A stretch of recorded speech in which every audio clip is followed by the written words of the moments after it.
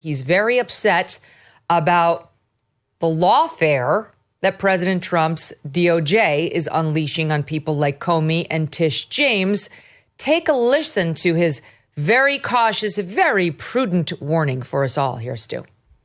What I've been warning about, what I've been warning Republicans about, because they love to say, oh, we're owning the libs. No, you're taking a hammer to the 2027 and 2029 version of yourself, a ball-peen hammer, and you're hammering yourself in the forehead. Like, the things they are doing now will be used against them by a progressive president or an independent megalomaniac who is a billionaire who becomes president of the United States. They are setting precedents for an all-powerful president, which they're fine right now because it's their guy doing it. But as you write in Axios, they're setting precedents that rip to shreds the constitutional norms that they've gone around yelling about for 50 years. You pick whatever they were once champions of that they've abandoned. They're hurting themselves. This will come back to haunt them. This is very helpful to know, Stu. God forbid this could happen to a Republican at the hands of an enraged Democrat-controlled DOJ. Oh, my gosh. I hadn't even thought of this possibility before. I hope I'm glad to see you're not brushing off his important advice. I think if this gets out of control, Megyn, we could see a situation where they try to throw a presidential candidate in prison, that they try to bankrupt him with legal actions. Surely I think not. they might even try to get him removed off of ballots across the country while he's running. Thank God we have Joe Scarborough to warn us of such things. We got to call Lindsay Halligan and Pam Bondi immediately to tell them to stop the madness. This could happen to even the president himself, even Donald Trump. Donald Trump could be indicted on leaving office. Just think of it, Stu. They might even try to raid his house in this scenario. And I know it's outlandish. It sounds crazy to you right now, but think of the precedent that they're setting. It could lead to something just like this. This is so crazy. It's crazy that they're having these conversations like an alternate universe. Because they don't like lawfare suddenly. They're very against lawfare. But there is one thing that we definitely know about the Democratic Party and its representatives, and in particular about Karine Jean-Pierre. Here's what it is.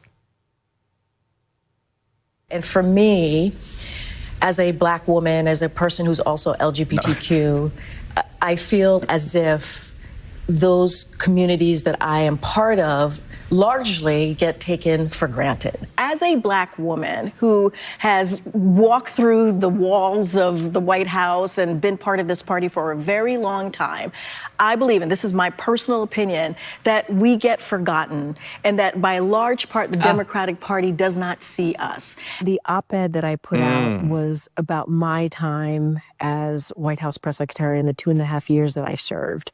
And the reason that I waited till the end is because I did not feel empowered or safe to talk about what was going on in my life while I was the White House press secretary. And the reason why is I do feel that when you are a first in the role, whatever role. How are you a first? You are not given grace. I am obviously acutely aware that my presence at this podium represents a few firsts. I am a Black, gay, immigrant woman, the first of all three of those to hold this position. Great. Okay, wonderful. They're much more comfortable over that space. Stu, I forgot immigrant. I'm not sure how that applies, but okay, let's throw it all in there. I love that. My favorite part of that particular moment, Megyn, is the fact that she's describing herself as a Black, gay, immigrant woman.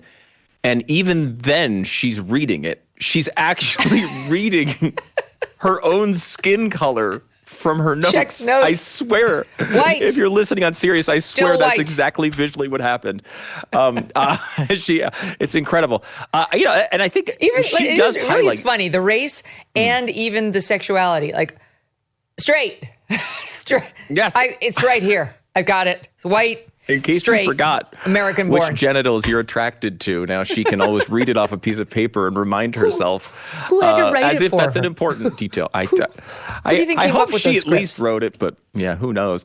I find it fascinating though, because it really is a microcosm of how the left thinks about you, right? Like I look at Karine Jean-Pierre not as a member of the Black community or the LGBTQ community or the immigrant certainly not community, as a member of the Mensa community.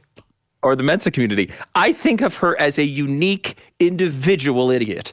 She's not part. It doesn't mean any of the groups she's associated with are idiots. Right. It's that she, in her own individual way, is a moron. And that is what America's about. We're supposed to see each other as individuals and judge them as individuals. It's true. Like she would look at you as her opposite. She would say, this is my opposite as a straight, white, cisgendered, American-born male. And focus on the gulf that must create between the two of you, how you could never understand her. And clearly she could never understand you. Whereas really the only thing driving the two of you apart are IQ points and politics.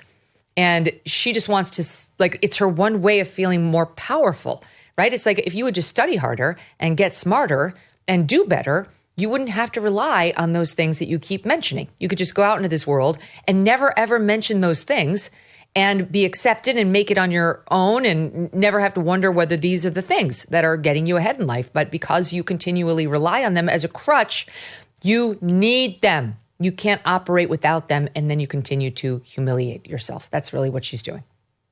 Yeah, it's sort of like the Wonder Woman invisible jet. Like she thinks she gets in the jet and turns invisible and she becomes invisible. But in reality, you can still see her kind of floating through the sky.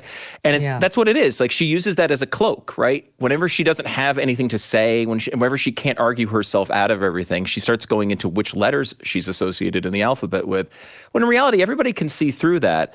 And she's particularly bad at hiding it. She doesn't have a lot of thoughts that add up to anything. And so she kind of always has to fall back on the same things.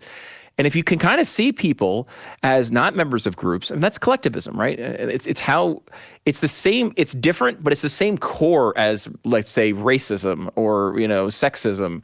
When you see people as members of groups, you wind up with these broad generalizations and you don't treat people the way that you should. It's not the idea that the Democratic Party didn't think enough about these groups is just completely insane. It is amazing. It is like the exact opposite of it's reality. The only group they care about.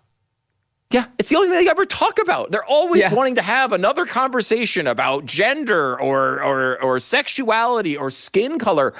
It's all they ever want to discuss. How do we get Ketanji Brown Jackson again? How do we get Kamala Harris? How do we get Karine Jean-Pierre? We all know because Joe Biden told us explicitly why those people were chosen and what for. No, it's her like pretending that her little invisibility cloak somehow shields us from seeing how stupid she is or from being able to see like the real Karine Jean-Pierre. It all I can think of is the line from the movie, I'll find you. Does anyone know what that movie's from? Anyone? Can you name that, Stu? Oh, yeah, Steve Krakauer's got it. What is it? But I'd find you. It's from Ilsa Fisher, Wedding Crashers. Oh, gosh, yeah, gosh. Yeah, classic, Sacha Baron classic. Cohen's wife and also an independent actress in her own right. And by the way, the answer to yesterday's trivia, where my lines were from, was Overboard, the classic, with Goldie Hawn and Kurt Russell. They couldn't be more adorable. I have lines every day. I'm a short, fat slut. That was yesterday's. And also, I can't do any of these vile things and I wouldn't want to. That's Goldie.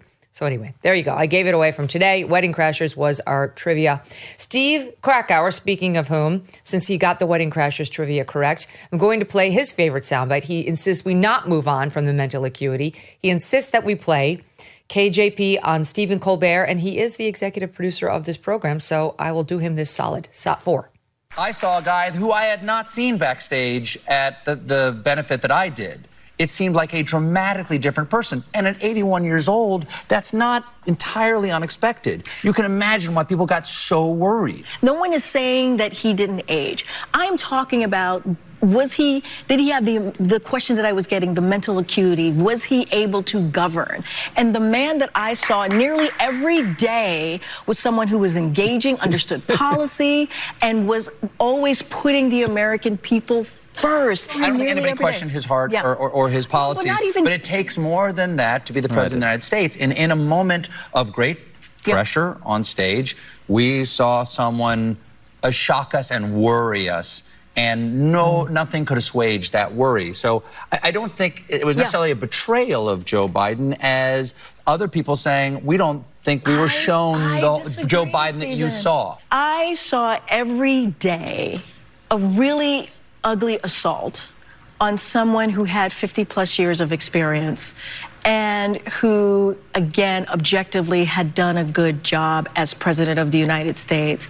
And it was heartbreaking to see that type of behavior. What happened was the debate performance. Everything is downstream of that. And no one is saying that the debate performance wasn't shocking, wasn't a disappointment. No one is saying that. Disappointment is such a light term. I use your words. It was harrowing. I use your words. Okay, look, listen, we're never going to agree on this. We're not. Oh my God. That it's just lying liars who lying. That's what they're both lying. It was all about the debate, Stu. No one knew when he saw him at a $25 million fundraiser in March, which last time I checked is 3 months before June.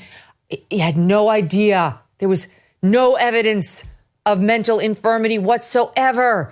And of course, he's talking to the person who stood there at the White House press lectern saying, cheap fakes, cheap fakes, cheap fakes, lies in which he participated.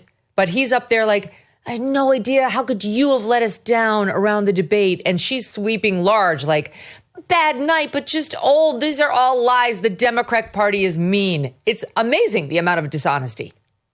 Oh my gosh. And he had the lightest touch possible with her, trying to convince her and tell her exactly what to say to make everything okay. Yeah. And she tries to blurt something out, which was the same line she was using back in the day. And you hear the audience, there is legitimately exactly one person who claps for her answer. I think Jill Biden was in the audience. That's the only explanation to that moment. But gosh, just another terrible performance from someone who's made a career of it. Is it any wonder, like, the Democrats are so misled? Best Joe Biden ever. Buy gold and get free silver. That's right. For every $5,000 purchased from Birch Gold Group this month in advance of Veterans Day, they will send you a free patriotic silver round that commemorates the Gadsden and American flags. Look, gold is up over 40% since the beginning of this year, and Birch Gold can help you own it by converting an existing IRA or 401k into a tax-sheltered IRA in physical gold. Plus, they will send you free silver honoring our veterans on qualifying purchases. And if you are current or former military, Birch Gold has a special offer just for you. They are waiving custodial fees for the first year on investments of any amount. With an A+ rating from the Better Business Bureau and tens of thousands of happy customers, consider diversifying your savings into gold. Text MK to the number 989898 for a free info kit and to claim your eligibility for free silver, too, with qualifying purchase before the end of the month. Again, text MK to the number 989898. Message and data rates may apply. Thanks so much for watching. If you like what you just saw, hit the subscribe button for more clips and full episodes.